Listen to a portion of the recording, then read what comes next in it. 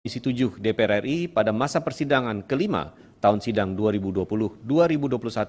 Pada hari ini Komisi 7 DPR RI akan melaksanakan rapat dengar pendapat dengan Dirjen Ketenagalistrikan Kementerian ESDM RI dan Wakil Direktur Utama PT PLN Persero beserta jajaran dalam rangka pelaksanaan fungsi pengawasan dengan agenda sebagai berikut. Pertama, penjelasan perkembangan pembahasan RUPTL tahun 2021. Kedua, perkembangan program Indonesia Terang.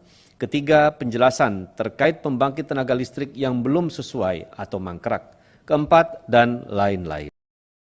Ibu Bapak yang kami hormati, Rencana Usaha Penyediaan Tenaga Listrik atau RUPTL merupakan pedoman yang sangat penting dalam menentukan arah kebijakan pembangunan infrastruktur ketenagalistrikan di Indonesia. Namun hingga hari ini, RUPTL periode 2021-2030 tak kunjung selesai, di mana seharusnya pemerintah sudah mengesahkan RUPTL pada akhir tahun yang lalu.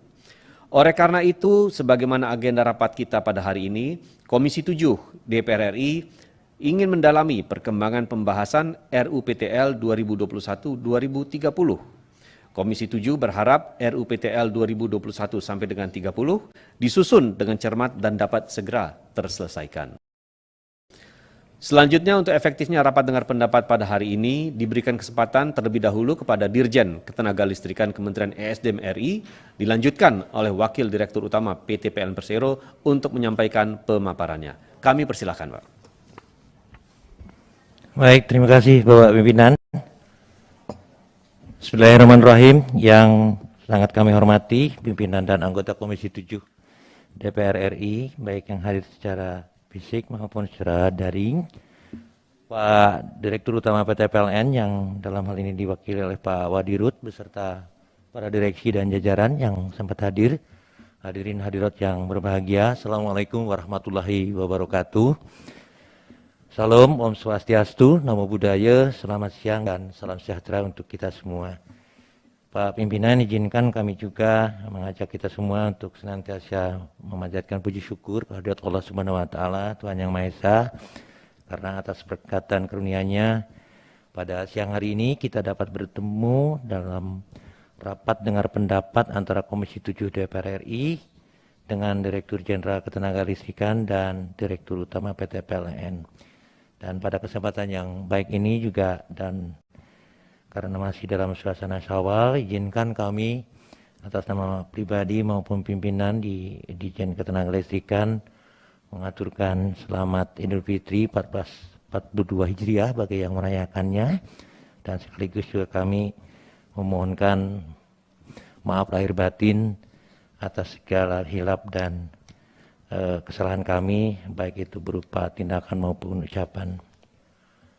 Bapak, Ibu Pimpinan, anggota Komisi 7 DPR yang saya hormati, sebagaimana tadi disampaikan oleh Pak Pimpinan bahwa pada kesempatan yang baik ini, RDP ini akan membahas 3 agenda minimum, yaitu penjelasan mengenai RUPTL tahun 2021 hingga 2030, kemudian yang kedua adalah perkembangan program Indonesia Terang, dan yang ketiga adalah penjelasan terkait proyek pembangkit tenaga listrik yang belum selesai atau sering dikenal dengan mangkrak. Izinkan kami menyampaikan progresnya secara berurutan. Yang pertama adalah untuk yang RUPTL 2021. Mudah-mudahan semua datanya ada di Bapak Ibu sekalian. Mohon izin Bapak, ada diagramnya di sini. Jadi secara undang-undang yang dalam hal ini Undang-Undang 30 tahun 2009 tentang ketenagalistrikan, dan terakhir sesuai dengan Undang-Undang 11 tahun 2020 atau tentang Cipta Kerja, RUKN sebagai dasar kewajiban badan usaha menyusun rencana usaha penyediaan tenaga listrik. Jadi RUPTL itu punya payungnya adalah RUKN.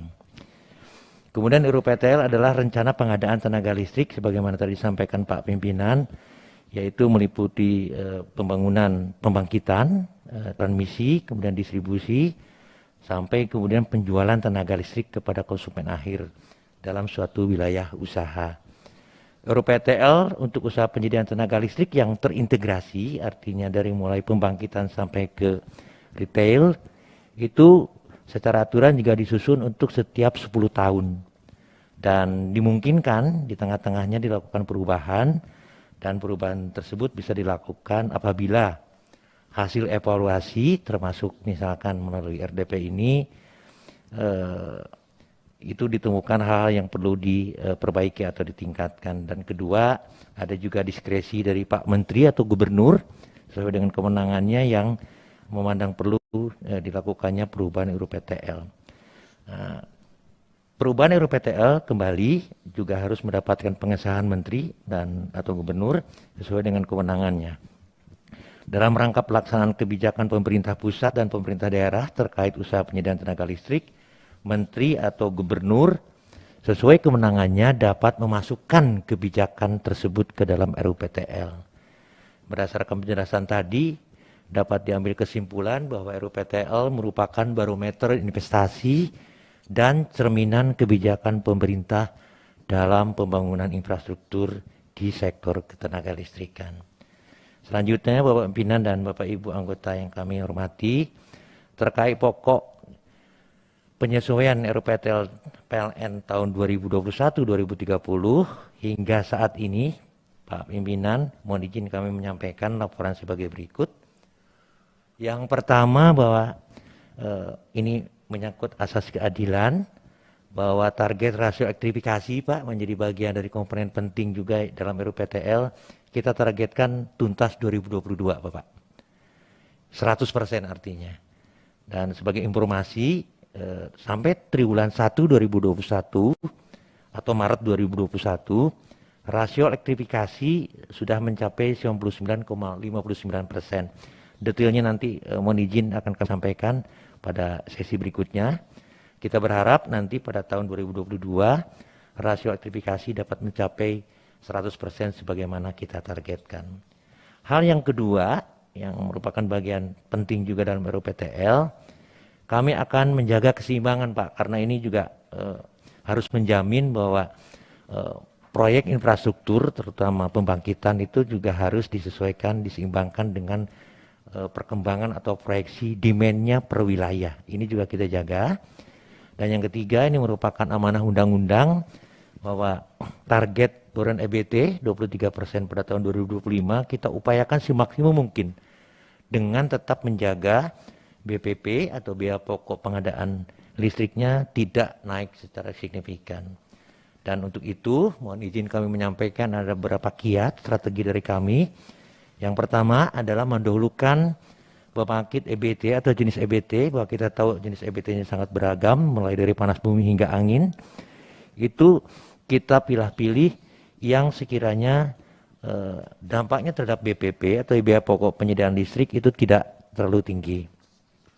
Yang kedua, kita juga mendorong PLTS, pembangkit listrik tenaga surya dalam hal ini, itu kita akan masifkan dengan alasan bahwa harganya sekarang karena teknologinya makin mature, makin berkembang dan harganya dengan sendirinya akan turun, maka kita akan manfaatkan lebih masif dengan salah satunya memanfaatkan luasan permukaan air di waduk-waduk atau dam, sehingga kemudian potensi risiko terkait pengadaan lahan yang memerlukan lahan luas itu tidak banyak. Kemudian yang ketiga, ini juga sudah mulai dijalankan, yaitu melaksanakan apa yang kita kenal dengan co-firing atau mencampurkan antara batu bara dengan sejumlah biomasa di dalam pembangkit tenaga uap yang berbasis batu bara selama ini.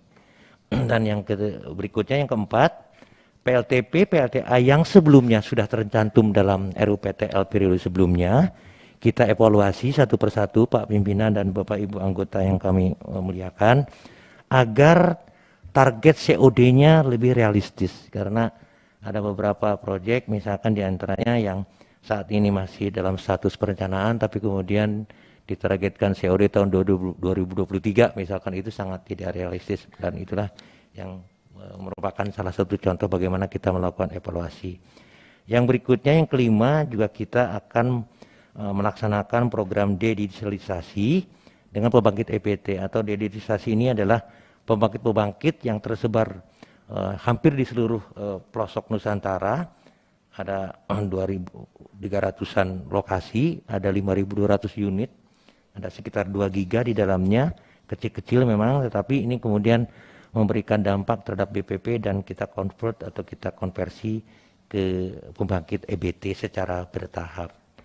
Dalam rangka peningkatan boran EBT tersebut, kami juga akan mendorong Pak Pimpinan dan Bapak Ibu sekalian penggunaan PLTS rooftop, Pak.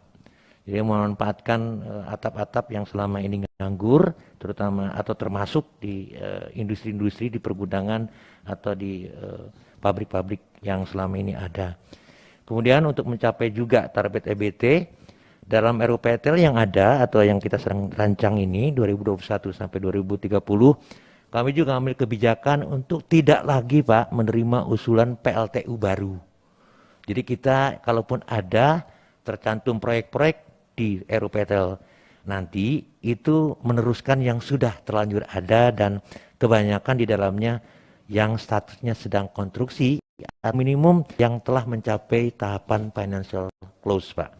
Itu yang ujungnya nanti Pak, mohon izin Pak Sugeng, ini sebab Pak sangat paham, ujungnya kita akan menuju net zero emission yang mungkin dengan koordinasi dengan teman-teman di PLN, subsektor ketenaga listrikan menjadi anchor untuk sektor-sektor lainnya dalam hal merancang jalan menuju net zero emission yang tentu saja nanti pada saatnya akan melibatkan multisektor.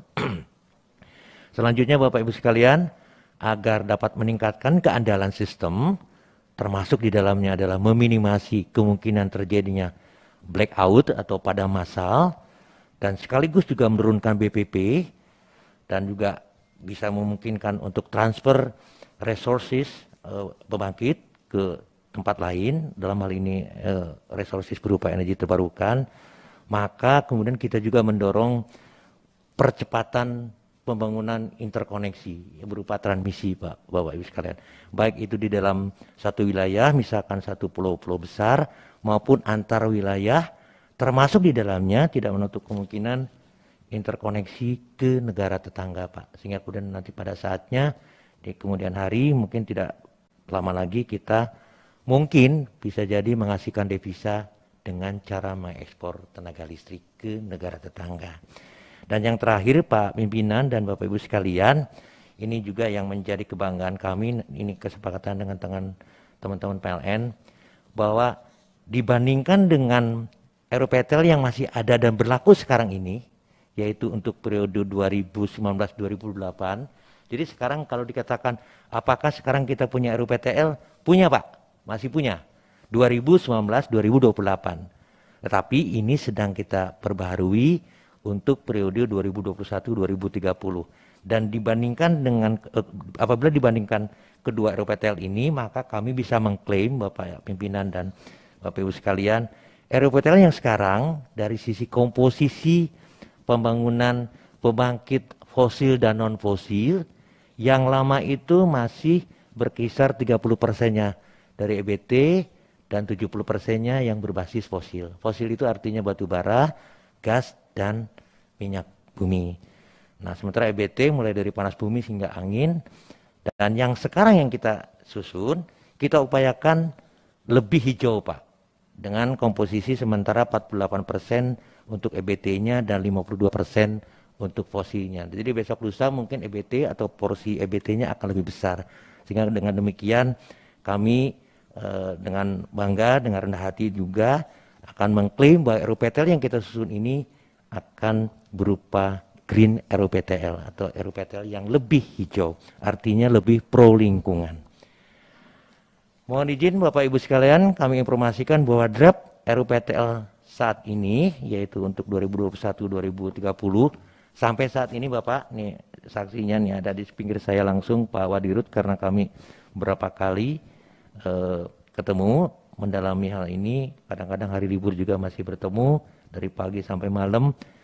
Intinya Pak Pimpinan dan Bapak Ibu sekalian, RUPTL ini masih berproses, masih diskusi, masih mengidentifikasi beberapa, banyak yang sudah kami sepakati berdua, tapi ada juga yang mohon maaf memerlukan arahan dari pimpinan langsung karena porsinya, bobotnya sedikit harus ada arahan dari pimpinan. Dalam hal ini buat kami adalah dari Pak Menteri misalkan. Nah, ini kita targetkan Pak Pimpinan, Bapak Ibu sekalian, dalam 10 tahun ke depan termasuk 2021 ini kita targetkan kurang lebih ada 41.000 megawatt tambahan pembangkitnya.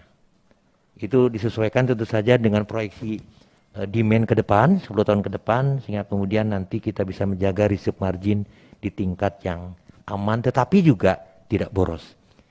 Itu Bapak Ibu sekalian yang kami bisa sampaikan progres dari pembahasan RUPTL atau progres dari tahapan penyusunan RUPTL 2021-2030. Insya Allah ini dalam waktu dekat bisa diselesaikan ya Pak Wadirut ya. Sehingga kemudian ini bisa menjadi patokan kita semua termasuk untuk para investor baik itu dari dalam negeri maupun dari luar negeri, karena kita juga pada masa pandemi ini makin mengemuka pentingnya investasi di segala sektor termasuk di subsektor ketenagalistikan. Izin pimpinan kami